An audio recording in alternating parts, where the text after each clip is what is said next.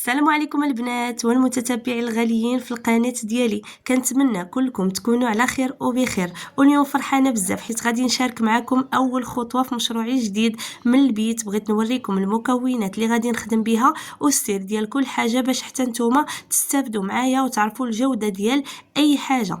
ونبداو اولا بالبطل ديال هذا الفيديو اللي هو الصابون غليسيرين الخام الشفاف الطبيعي ل100%. علاش اختاريت الغليسيرين؟ حيت هو احسن ماده مرطبه للبشره اللي كيحمي من الجفاف وكيخلي الجلد رطب بحال ديال الدراري الصغار. والميزه ديالو انه شفاف، يعني غيخلي الالوان والروائح اللي غنزيدو تبان واضحه ولامعه. وبزاف ديال الناس كيسولوا اشنو هو الفرق بين الصابون غليسيرين والصابون العادي. انا كنقول لكم ان سير هذا الصابون غليسيرين الشفاف اللي عندي راه كيتعتبر صديق للبشره. اول حاجه هو صابون طبيعي وخالي من المواد الكيميائيه القاصحه اللي كتنشف الجلد. الغليسيرين معروف عالميا بانه ماده جذابه للرطوبه، وكيعني فاش كتغسلي به كيمتص الرطوبه من الجو وكيحبسها وسط الجلد ديالك. هادشي علاش كيخلي البشره رطيبه وناعمه بحال ديال الدراري الصغار. وهادشي كامل البنات هو علاش اختاريت هاد المكونات بالضبط. انا ما بغيتش نصاوب به اي صابون عادي، بغيت نجمع بين الجوده العاليه ديال الصابون غليسيرين اللي كيرطب البشره وبين الروائح الطبيعيه المنعشه. اول حاجه غادي نبداو بها البنات، وهادشي علاش اختاريت الزيت خزامه.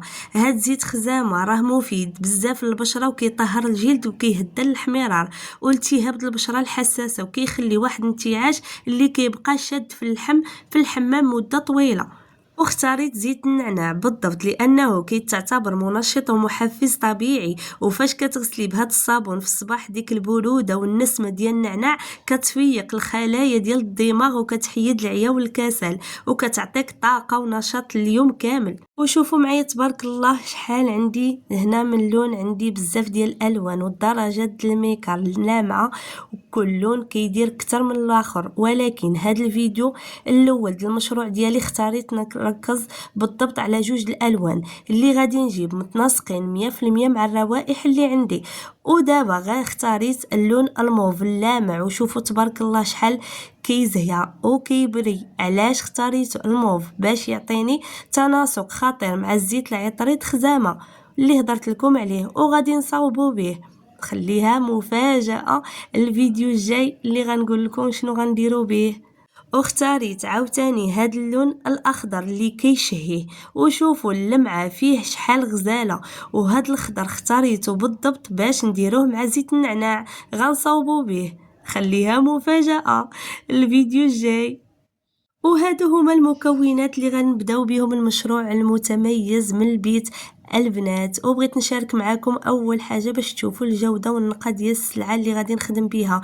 ودابا بغيتكم كاملين تنزلوا في الخانه التعاليق وتقولوا لي باش بغيتوا نبداو غدا ان شاء الله في الفيديو. الا عجبكم هذا الفيديو وبغيتوا تشجعوني في هذه البدايه ما تبخلوش عليا بلايك واشتراك في القناه وتفعلوا الجرس باش يوصلكم الفيديو ديال غدا في البلاصه اللي غنوريكم الطريقه والتدبيب والخلط.